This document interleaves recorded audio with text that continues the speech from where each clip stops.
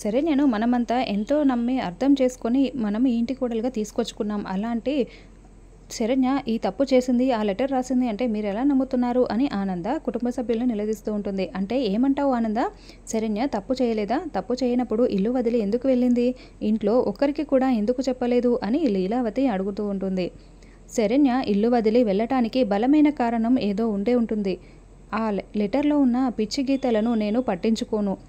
శరణ్య ఏ తప్పు చేయలేదని నిరూపించే వరకు శరణ్య గురించి ఎవరూ కూడా తప్పుగా ఆలోచించకండి. శరణ్య ఈ ఇంటి కోడలు. తనకు ఇప్పటి వరకు మన మనసులో ఎలాంటి గౌరవం ఉందో అలాంటి గౌరవం మన అందరి మనసులో అలానే ఉండాలి. శరణ్య తప్పు చేసిందో లేదో నేను తెలుసుకుంటాను అని ఆనంద అంటూ ఉంటుంది. ఇక అప్పుడు అమ్మ ఆనంద మరొకసారి ఆలోచించు అని కోటేశ్వరరావు చెప్తూ ఉంటాడు. బావగారు మీరే అన్నారు కదా, ఈ ఇంటి సంతోషం కోసం నేను ఎప్పుడూ మంచి నిర్ణయమే తీసుకుంటానని. ఆ విషయాన్ని ఇప్పటికీ కూడా మీరు నమ్ముతూనే ఉండండి బావగారు అని ఆనంద చెప్తూ ఉంటుంది. శరణ్యను నేను మూర్ఖంగా నమ్మట్లేదు, గాఢంగా నమ్ముతున్నాను. అసలు శరణ్య దగ్గరకు వెళ్ళి ఆ లెటర్ ఎక్కడి నుంచి వచ్చింది, అసలు ఏం జరిగిందో అంతా వివరంగా కనుక్కుంటాను అని ఆనంద చెప్తూ ఉంటుంది. ఆనంద, శరణ్య తప్పు చేసినట్టు అంతలా కనిపిస్తుంది. అయినా కూడా మా మాటలను పట్టించుకోకుండా నువ్వు శరణ్యకు ఎందుకు సపోర్ట్ చేస్తున్నావు, ఎందుకు అంతలా నమ్ముతున్నావు అని లీలావతి అంటూ ఉంటుంది. అమ్మ దయచేసి పిన్నిని ఎవరూ కూడా ఆపకండి.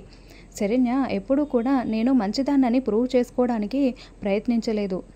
తనేంటో తన పనేంటో తనేదే కానీ ఇతరుల గురించి పట్టించుకునే మనస్తత్వం కాదు. ఇన్ని రోజులు శరణ్య మన ఇంట్లో ఉంటే మీరు శరణ్య గురించి గమనించింది ఇదేనా? అలాంటి శరణ్య తప్పు చేసిందంటే నాకు మొదటి నుంచి అనుమానంగానే ఉంది. తన గురించి తానే చెడ్డగా అలాంటి లెటర్ రాసుకొని ఎలా వెళ్తుంది అని రోహిత్ అంటూ ఉంటాడు. పిన్ని మీరు వెళ్ళండి, మీ నమ్మకం గెలవాలి, దర్శన్ శరణ్య ఒక్కటవ్వాలి అని రోహిత్ చెప్తూ ఉంటాడు. ఇక ఆనంద అక్కడి నుంచి వెళ్ళిపోతుంది. ఇక మరోవైపు శరణ్య ఏడుస్తూ ఉంటుంది. ఏంటండి దీని జీవితం ఇలా అయిపోయింది, దీని జీవితాన్ని తీర్చిదిద్దుతామంటే ఇది ఇలా చేసుకుందేంటండి అని గీత అంటూ ఉంటుంది. ఇక అప్పుడే దర్శన్ ఆలోచిస్తూ ఉంటాడు. అమ్మ శరణ్య వాళ్ళ ఇంటికి వెళ్ళిన ఇంటెన్షన్ చూస్తూ ఉంటే శరణ్యను తిరిగి ఈ ఇంటికి తీసుకువచ్చేలా ఉంది అని దర్శన్ మనసులో అనుకుని వెంటనే శరణ్యకు ఫోన్ చేస్తూ ఉంటాడు. శరణ్య ఫోన్ కలవట్లేదని విశ్వనాథం ఫోన్కి ఫోన్ చేస్తాడు. ఇక విశ్వనాథం అల్లుడు గారు ఫోన్ చేస్తున్నారు అని గీత చెప్తూ ఉంటుంది. అల్లుడు గారికి ఏదో ఒక విధంగా నచ్చచెప్పండి అని గీత విశ్వనాథానికి చెప్తూ ఉంటుంది. ఇదంతా వింటున్న అనన్య మనం చేసిన పనికి మరిది గారు ఫోన్ చేయకుండా ఉండాలి అని మనసులో అనుకుంటూ ఉంటుంది. ఇక విశ్వనాథం ఫోన్ లిఫ్ట్ చేయగానే అల్లుడు గారు అమ్మాయి తెలుసో తెలియకో తప్పు చేసింది, మీరు పెద్ద మనసు చేసుకొని అమ్మాయిని క్షమించండి అని చెప్తూ ఉంటాడు.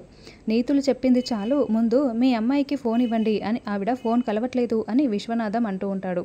అది కాదల్లుడు గారు అని విశ్వనాథం చెప్తూ ఉంటే ఫోన్ ఇస్తారా కట్ చేయమంటారా అని దర్శన్ సీరియస్గా అంటాడు. అమ్మ శరణ్య అల్లుడు గారు నీతోనే మాట్లాడతారంట, కాస్త జాగ్రత్తగా మాట్లాడు అని విశ్వనాథం శరణ్యకు ఫోన్ ఇస్తూ ఉంటాడు. హలో ఏమండి ఎలా ఉన్నారు అని శరణ్య అడుగుతూ ఉంటుంది.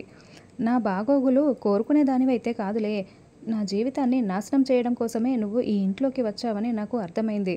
నీకు ముఖ్యంగా ఒక విషయం చెప్దామని ఫోన్ చేశాను. నిన్ను కన్విన్స్ చేసి నిన్ను తిరిగి ఇంటికి తీసుకురావడానికి మా అమ్మ మీ ఇంటికి బయలుదేరింది. మన ఇద్దరి మధ్య ఏం జరిగిందని అడుగుతుంది. నువ్వు జరిగిందంతా చెప్పి మా అమ్మ చెప్పిన మాటలకు కన్విన్స్ అయ్యి ఈ ఇంటికి తిరిగి వచ్చావనుకో, నీకు ఎదురు వచ్చేది మంగళహారతులు కాదు నా శవం అని దర్శన్ కోపంగా శరణ్యకు చెప్తూ ఉంటాడు. ఇక శరణ్య ఏడుస్తూ ఫోన్ని విశ్వనాథంకి ఇచ్చి రూమ్లోకి వెళ్ళి డోర్ లాక్ చేసుకుంటుంది. అమ్మ శరణ్య డోర్ ఓపెన్ చెయ్యమ్మా, మాకు భయంగా ఉంది అని విశ్వనాథం గీత ఏడుస్తూ ఉంటారు. మీరు ఆగండి నాన్న, శరణ్యతో నేను మాట్లాడతాను అని అనన్య చెప్తూ ఉంటుంది. దర్శన్ ఫోన్ చేసింది ఖచ్చితంగా శరణ్య దర్శన్ల బంధం శాశ్వతంగా తెంచుకోమని చెప్పడానికే అయి ఉంటుంది. అందుకే శరణ్య రూమ్లోకి వెళ్ళి డోర్ లాక్ చేసుకొని ఏడుస్తుంది అని అనన్య మనసులో అనుకుంటూ ఉంటుంది. ఈ రోజు నుంచి ఆ ఇంటికి వన్ అండ్ ఓన్లీ కోడల్ని నేను మాత్రమే అని అనన్య సంతోషపడుతూ ఉంటుంది. ఇక మరోవైపు లహరి పర్సనల్గా ప్రకాష్ని కలవడం కోసం వెళ్తూ ఉంటుంది. ప్రకాష్ నాకంటే ముందు వచ్చి ఉంటాడనుకున్నాను, ప్రకాష్ కోసం నేను వెయిట్ చేయాల్సి వస్తుందేంటి అని లహరి మనసులో అనుకుంటూ ఉంటుంది. వెనుక నుంచి ప్రకాష్ వచ్చి ఓ నా కోసం ఎదురు చూస్తున్నావా అని మనసులో అనుకొని వెనుక నుంచి లహరిని టచ్ చేస్తాడు. ఏంటి ప్రకాష్, అసలే మూడ్ బాగలేదని నిన్ను కలవడం కోసం వస్తే నువ్వేమో ఆలస్యంగా వచ్చి నా మూడంతా పాడు చేశావు అని లహరి అంటూ ఉంటుంది. మీది ఆనందంగా ఉండే ఫ్యామిలీ కదా, మీ ఇంట్లో ప్రాబ్లమ్స్ ఏంటి అని ప్రకాష్ అడుగుతూ ఉంటాడు. అదే నిన్న మొన్నటి వరకు, ఇప్పుడు మా దర్శన్ అన్నయ్యకు పెళ్ళైంది, పెళ్ళైన దగ్గర నుంచి సమస్యలు మొదలయ్యాయి అని లహరి చెప్తూ ఉంటుంది. నీ మూడ్ సెట్ అవ్వడానికి నేను ఒక పాట పాడతాను అని ప్రకాష్ పాట పాడుతూ ఉంటాడు. ఇక దాంతో లహరి నవ్వుతూ ఉంటుంది. చూసావా నేను వచ్చి నిన్ను నవ్వించాను అని ప్రకాష్ అంటూ ఉంటాడు. నీతో ఉంటే నాకు సంతోషంగా ఉంటుంది, అందుకే నిన్ను కలవడం కోసం వచ్చాను ప్రకాష్ అని లహరి చెప్తూ ఉంటుంది.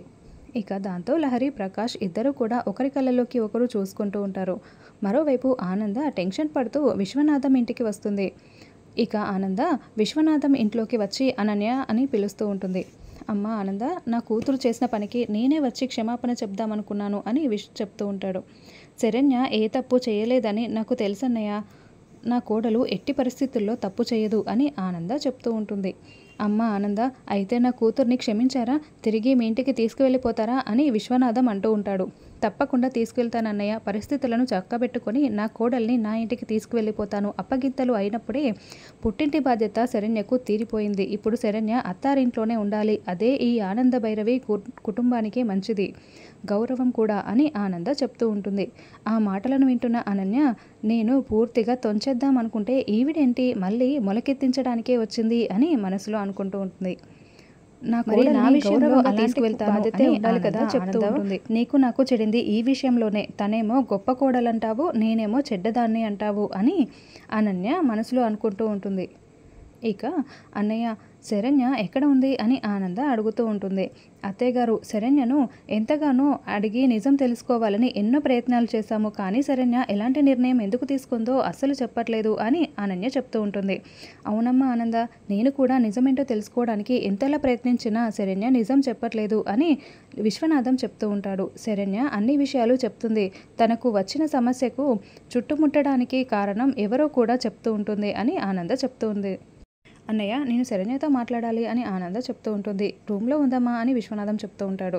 అమ్మే, నా కన్నెందుకు అదురుతుంది, ఈ ఆనంద శరణ్యను కన్విన్స్ చేసి తీసుకువెళ్ళిపోతుందా ఏంటి అని కాంచన అంటూ ఉంటుంది. నేను ఇంత ప్లాన్ చేసి వేస్ట్ అయిపోతుందా, అప్పుడు నేను చేసిన ప్లాన్ అంతా కూడా వరస్ట్ అవుతుంది అని అనన్య మనసులో అనుకుంటూ ఉంటుంది. ఇక ఆనంద శరణ్య ఉన్న రూమ్ దగ్గరికి వెళ్ళి, అమ్మ శరణ్య, డోర్ ఓపెన్ చేయి, నేను నీతో మాట్లాడాలి అని చెప్తూ ఉంటుంది. ఇక శరణ్య డోర్ ఓపెన్ చేస్తుంది. ఆనంద భైరవి డోర్ లాక్ చేసి లోపలికి వెళ్ళి, శరణ్య, నువ్వు నేను మెచ్చిన కోడలిగా, నా కుటుంబ గౌరవాన్ని నిలబెట్టే కోడలిగా నా ఇంట్లో అడుగు పెట్టావు, ఆ విషయాన్ని మర్చిపోయావా అని అడుగుతూ ఉంటుంది. ఇక శరణ్య ఏడుస్తూ ఆనంద కళ్ళ మీద పడి, అత్తయ్య గారు నన్ను క్షమించండి, మీ నమ్మకాన్ని ఒమ్ము చేశాను, మీరు నాపై పెట్టుకున్న నమ్మకాన్ని పూర్తిగా ఒమ్ము చేశాను అని ఏడుస్తూ ఉంటుంది.